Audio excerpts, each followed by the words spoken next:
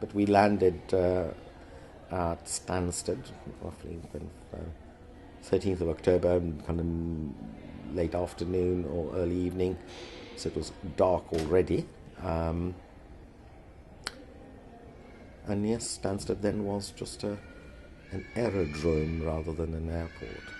No, we had ladies from the WRVS.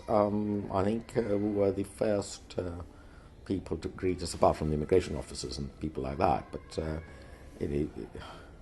was the kind of quite warm welcome, but sort of cups of tea and kind of clothing to keep us warm. So we were all given something to.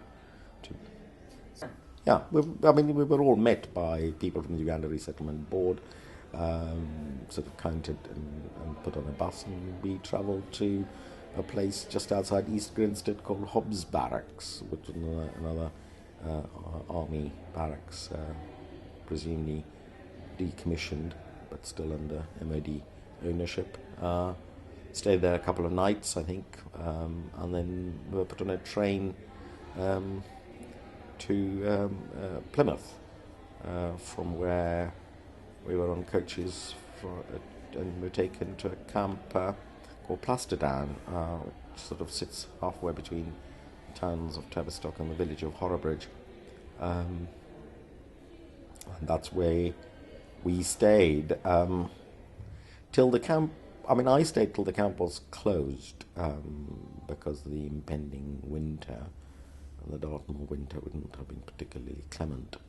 But by that time, my father had found a job in Plymouth, and he'd moved and settled in a house in Plymouth. I'd stayed on to complete the first term of my secondary education at a Tavistock school, rather than move halfway to a Plymouth school.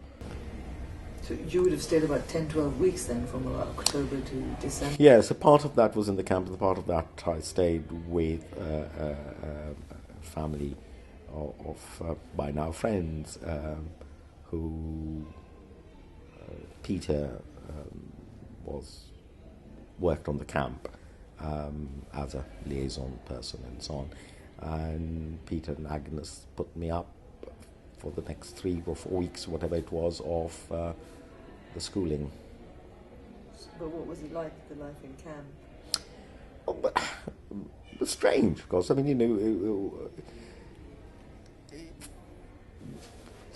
You were in a billet, which was curtained off into sections, but like a curtained off hospital wards.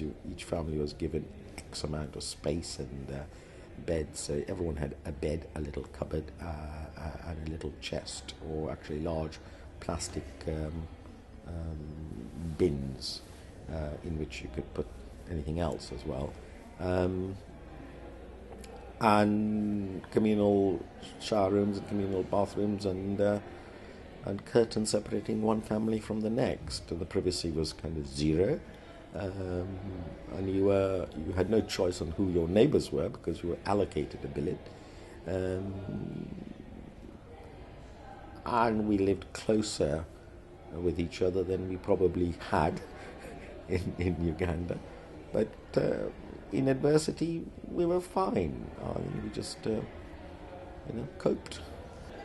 But daily life, was it a regimented life? Did you have to get up and Well, have breakfast? yes, because I was enrolled at school very early on, and my sister was enrolled at school, younger sister was enrolled at school very early on, so we were up very early, got ready, and taken by coach to the school, so that happened for us.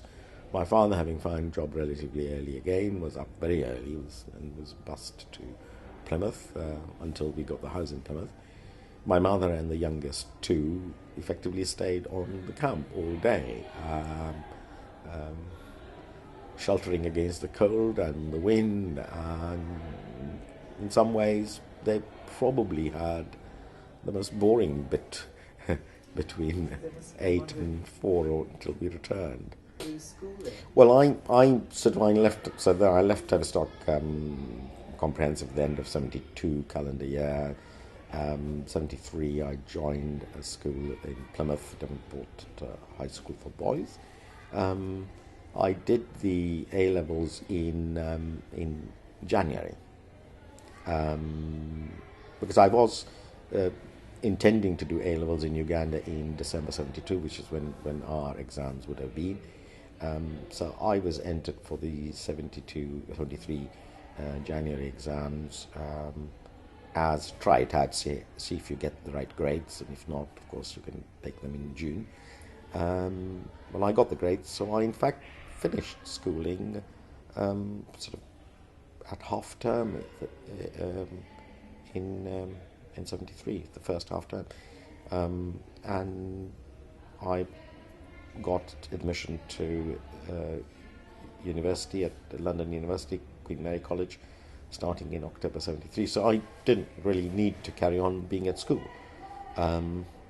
So I had this kind of 6-ish month of spare time when I became a bus conductor in Plymouth. Were you clippy? It was, I couldn't drive. I was too young to be given a driving license or whatever. But yes, I sort of did that, and punched tickets, and any more fares, and ding ding, and all that, yes. And you enjoyed that?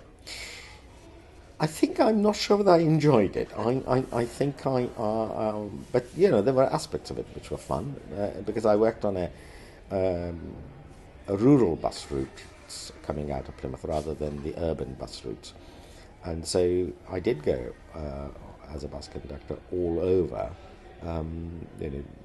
certainly South Devon, but there were some routes that took me to North Devon, parts of Cornwall, and Somerset too. So it's an interesting exposure to Southwest's rural beauties. It's a good way of knowing the country. So I came to London in October '73, and basically ever since then I have made London my home. And somewhere along the line you ended up in